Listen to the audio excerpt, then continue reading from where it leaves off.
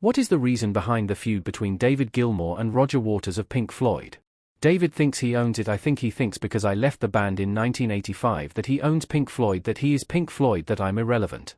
Pink Floyd, an English rock band established in late 1965, was originally formed by Syd Barrett on guitar and vocals, Nick Mason on drums, Roger Waters on bass and vocals, and Richard Wright on keyboards and vocals.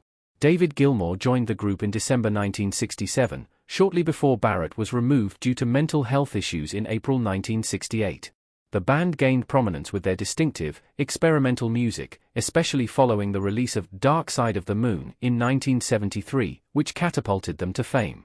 Waters drew on personal experiences for The Wall, 1979, one of the band's most beloved albums, but conflicts among members led him to view the 1983 album, The Final Cut, as their final work together. David Gilmour and Roger Waters, the two main driving forces behind the group, often had their disagreements. This tension ultimately resulted in Roger Waters leaving the band in 1985, which only heightened their conflict. This narrative chronicles one of the most significant feuds in music history. The dispute between Gilmour and Waters arises from conflicting views on ownership and leadership within Pink Floyd. Waters feels Gilmour acts as if he owns the band and that Waters has become irrelevant after leaving in 1985. Tensions escalated after Waters' departure, leading to prolonged legal disputes when Gilmour continued to use the Pink Floyd name. Although there have been brief reunions, like their Live 8 performance in 2005, their relationship has suffered due to disagreements over creative control. In 1986, Waters even sought to legally disband the group, arguing it was no longer creatively sustainable without him. The musicians have argued since Waters left the band in 1985 after the release of The Final Cut, a follow-up to smash hit The Wall. Waters famously sued and lost to the remaining members over their continued use of the band's name. Since leaving, Waters has remained critical of the band's direction under Gilmour's leadership, especially regarding the albums A Momentary Lapse of Reason, 1987, and The Division Bell, 1994.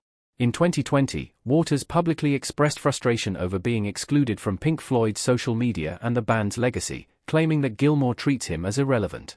In 2020, Waters expressed discontent over being excluded from the band's social media and legacy, stating, "I think he thinks because I left the band in 1985 that he owns Pink Floyd, that he is Pink Floyd, and that I'm irrelevant."